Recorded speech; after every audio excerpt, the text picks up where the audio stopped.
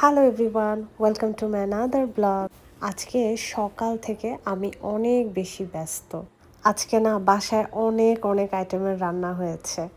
তার মধ্যে আমার স্পেশাল বিফ ছিল, গ্রিন চিকেন ছিল, পোলাও ছিল, সাদা ভাত ছিল, কুচিয়া মাছ ছিল, আর ছিল মাটির নিচের আলু চিংড়ি মাছ দিয়ে।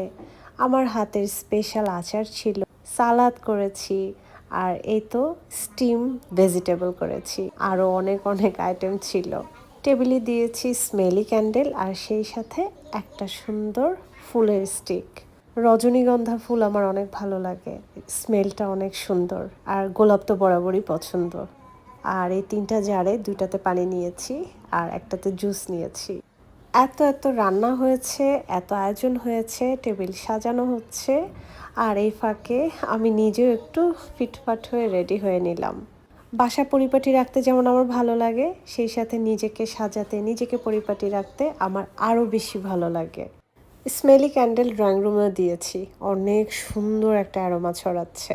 টিভি সেলফের সামনে গাছ আছে, কিছু শোপিস আছে, আর সারা ঘরের প্রত্যেকটা কর্নারে কিন্তু অনেক রকমের গাছ আছে। এইটা হলো আমার সবচেয়ে ফেভারিট একটা কর্নার। আগরবাতি আমার অনেক পছন্দ, আর এই আগরবাতির প্লেটটা আমি নিজে বানিয়েছি। আর হরেক রকম গাছ দিয়ে ড্রয়িং রুমের একটা কর্নার সাজানো। আমার বেডরুমে আসলে যে কেউ বুঝে যাবে সাদা রং আমার কতটা পছন্দ, কত ভালোবাসি আমি সাদা রঙকে। রান্নাঘরে একটা গ্রামের থিম করেছি, বাঙালিয়ানা। একটু করে ঝুনঝুনি লাগানো আছে আর সেগুলো ঝুনঝুন শব্দ করছে, দারুণ লাগছে। রান্নাঘরের এই সেলফটাতেও আমি একটা সুন্দর মানি প্ল্যান্ট দিয়েছি। ছিমছাম পরিপাটি একটা রুম ট্যুর হয়ে যাক। চারিদিকে এত সাদা আর সাদা, তার মধ্যে ইয়েলো কালারের একটা বেডশিট দিয়েছি যেন রুমটাকে আরেকটু বেশি ব্রাইট লাগে। এখানেও আমি একটা স্মেলি ক্যান্ডেল দিয়েছি, বেশি অ্যারোমা ছড়াচ্ছে। জামদানির ডিজাইনে এখানে একটা সেলফ রেখেছি। অযথা অনেক বড় বড় হাবিজাবি ফার্নিচার আমার ভালো লাগে না।